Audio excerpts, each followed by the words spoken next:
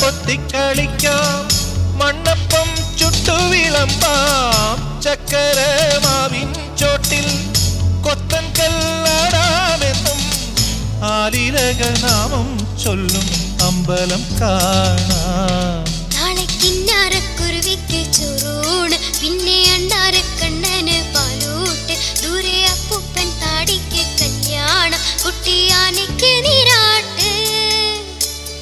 വെണ്ണില ചന്ദന കിണ്ണം പുന്നമടക്കായലിൽ വീണേ